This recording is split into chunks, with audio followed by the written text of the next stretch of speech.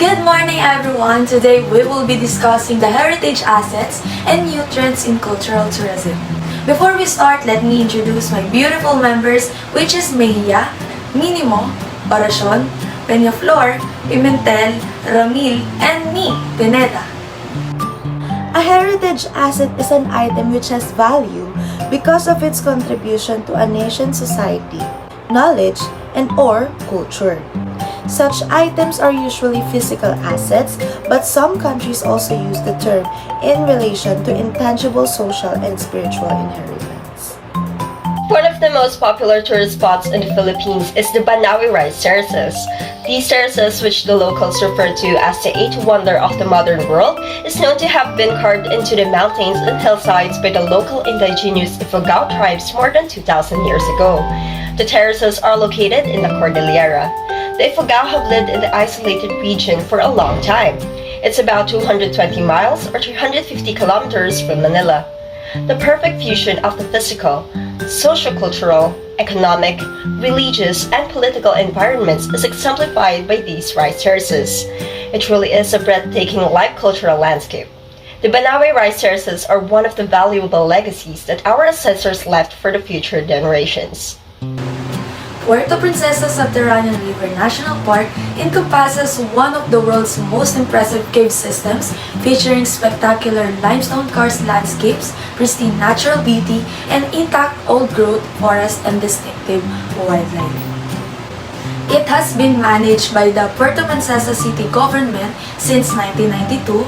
It was listed as UNESCO World Heritage Site in 1999 and voted as a new 7 Wonders of Nature in 2012. It also became a Ramsar Wetland Site in 2012. It is located in the southwestern part of Philippine Archipelago on the midwestern coast of Palawan, approximately 76 kilometers northwest of Puerto Princesa and 360 kilometers southwest of Manila. The highlight of the subterranean river system is that it flows directly into the sea, when its brackish lower half subjected to tidal influence, distinguishing it as a significant natural global phenomenon. The river's cavern presents remarkable eye-catching rock formations.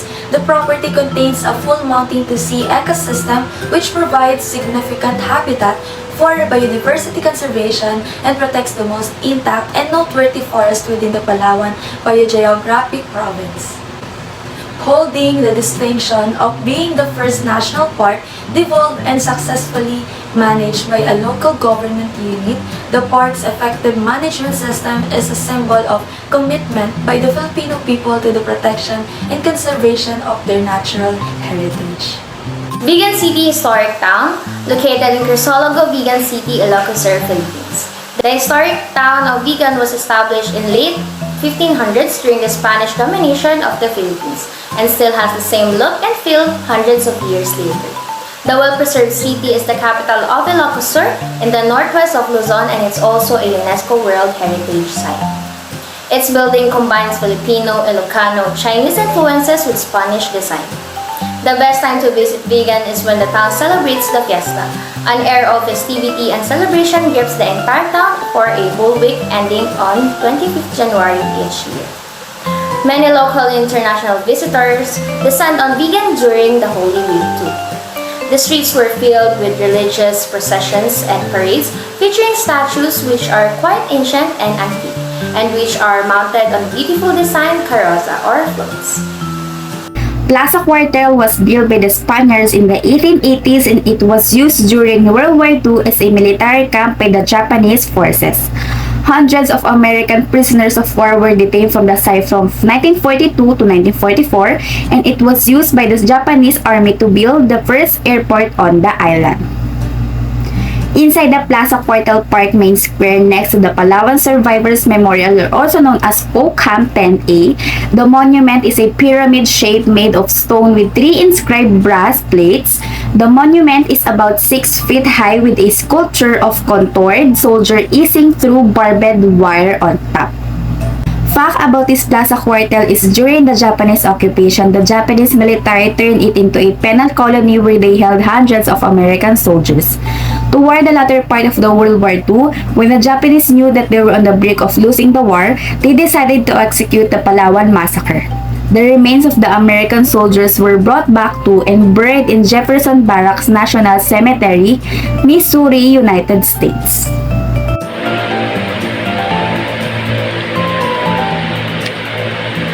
Santa Maria Church in Ilocos Sur. Unlike other town churches in the Philippines, which conform to the Spanish tradition of seating them on the central plaza, the Church of Nuestra Señora de la Asunción in Santa Maria, with its convento, are on a hill surrounded by a defensive wall. Also unusual are the seating of the convento parallel to the facade of the church and the separate bell tower. The characteristics of the Philippine Hispanic architecture at the midpoint of the nave wall, this was dictated by the hill on which it is located. The brick church follows the standards Philippines layout, with the monumental facade masking a straight roof line covering a long rectangular building. It is alleged to be built on a solid raft as a precaution against earthquake damage. The walls are devoid of ornament but have delicately carved side entrances and strong buttresses. Santa Maria Church was built as a chapel of Narvacan by the Augustinians friars during the Spanish colonial period. It became a parish in 1769, dedicated to Virgin Mary with the title of Nuestra Señora de la Asunción. The bell tower of the church was built in 1810 as a shelter for the missionaries going to Abra. It is also one of the best examples of Baroque-style architecture that was popular in the Philippine Spanish colonial era. The Bataha Reefs Natural Park is a UNESCO World Heritage Site in the Philippines in the Sulu Sea. The Bataha Reefs Natural Park lies in a unique position in the center of the Sulu Sea and includes the Bataha and the Jezi Bisley Reefs. It protects an area of almost 100,000 hectares of high-quality marine habitats containing 3 atolls and large area of deep sea.